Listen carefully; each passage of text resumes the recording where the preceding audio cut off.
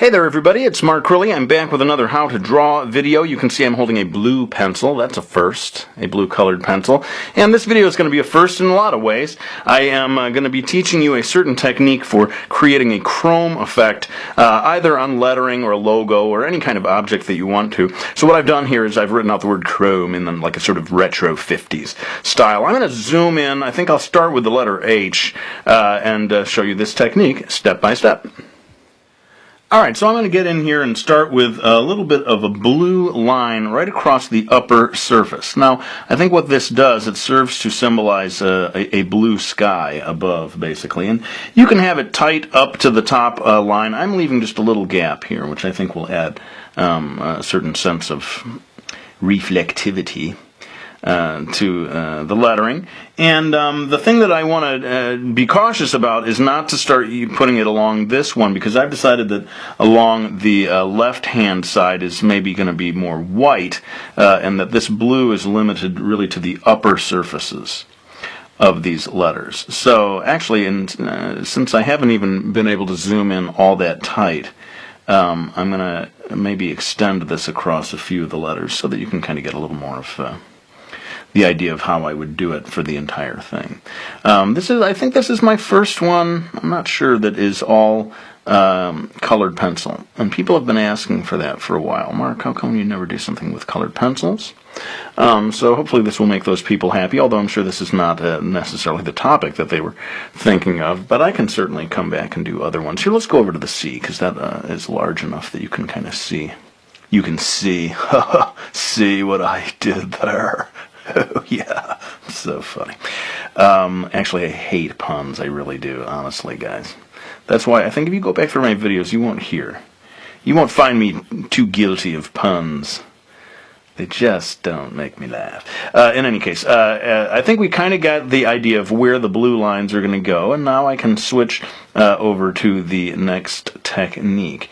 And I don't even think that I need to refocus the camera so much at this stage. Oh, hang on a second. Okay, so now I'm coming in with a sort of orange-ish, brownish pencil, and I'm going to use this for the lower edge. I think with this one I'll just go ahead and put it all the way next to the line.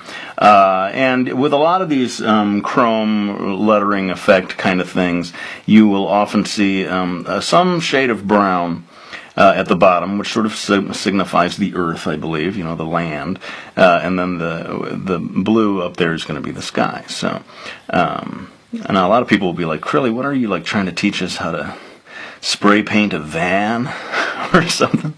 Or a heavy metal band logo, or I'm not sure.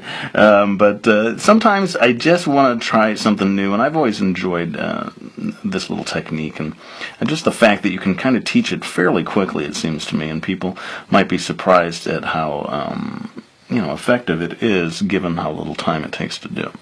So I'm going to go ahead and maybe move from that to the next layer of color, and a lot of this may end up getting tweaked later on. Tweaked.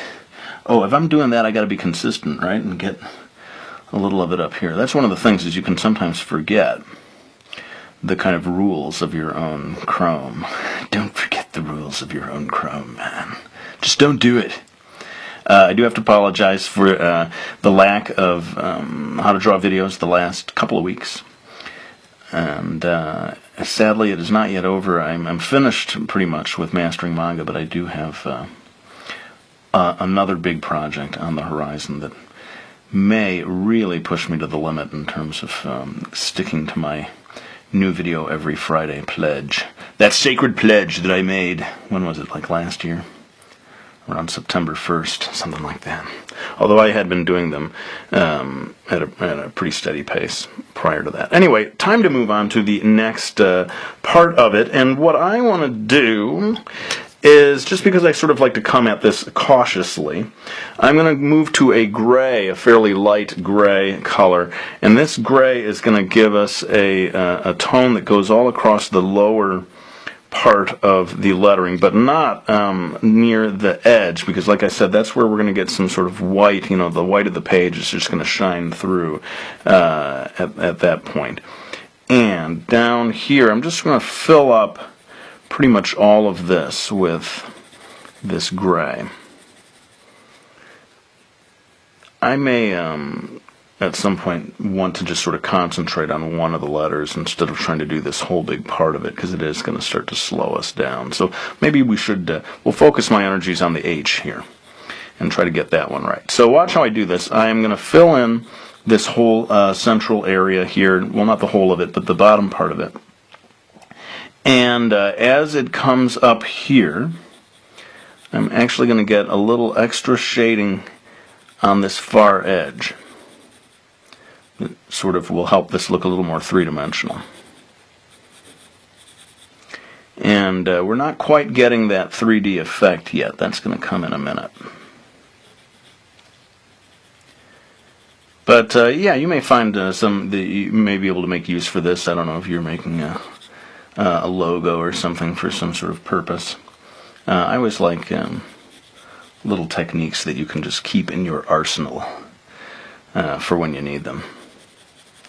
And that is going to take us to what I think is going to be the fun part, and that is where we add a bit more darkness to this and really start to get this to pop. That is the basic key, I think, to getting something to look three-dimensional, is you need varieties of darks and lights. If it's too pale, it's never really going to look all that 3D. So, time now to move on to the black pencil, which sadly for me is quite small. Time for me to buy a new pencil, obviously. Cheapskate. Crilly, will you just go to the store, man? They only cost like $1 or $2. And I'm darkening in this area here, making the middle section of each letter a little darker right around. I would say like a third of the way from the bottom.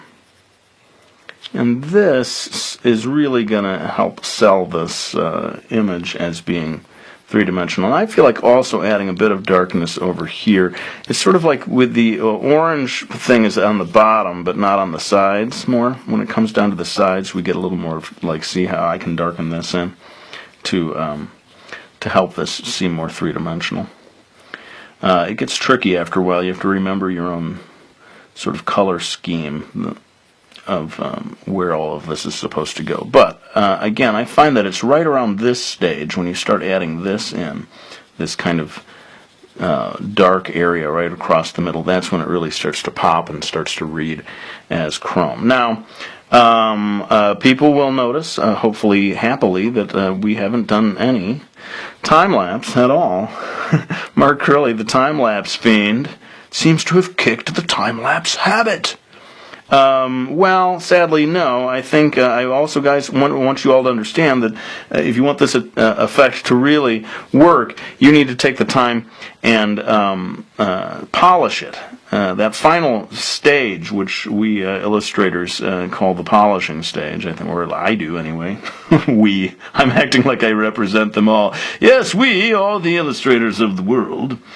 No, I just call it the polishing stage. It's that final part of the project where you really take your time, and it can take like a whole hour or whatever to make something really balanced, and you're sort of darkening in here, lightening up there, and so forth. So I'm going to go ahead and kick it into the so-called polishing stage, and then come back with a few final words.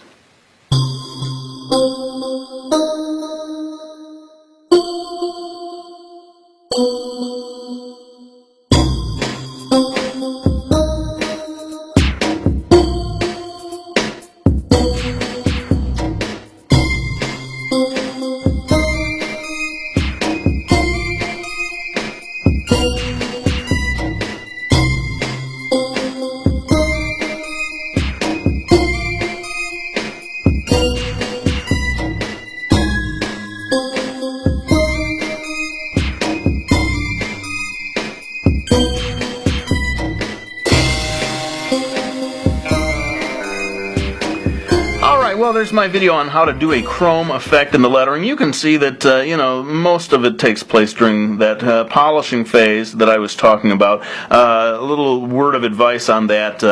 Make sure that you get this area in here nice and dark. Do your best to keep the white areas nice and clean. You could go back into that with white gouache if you needed to. Fortunately, I didn't have to this time. But one thing that I did do is bring out this ochre-colored pencil to add just a little yellow tinge to the area I originally planned to leave only as gray. Somehow I just thought giving it a touch of color would add a little extra element to it. So let's go ahead and thank anyone who has helped me out by getting any of my books. We got Brody's Ghost, and Book 4 is coming soon. Dark Horse is telling me April 10th on their website for Brody's Ghost Book 4, and Miki Falls, and Mastering Manga, my How to Draw book. I do greatly appreciate anyone who supports me by getting any of those books, but let's go ahead and lay down this pencil. I want to thank you all for watching this video. I hope you found it useful, and I'll be back with another one real soon.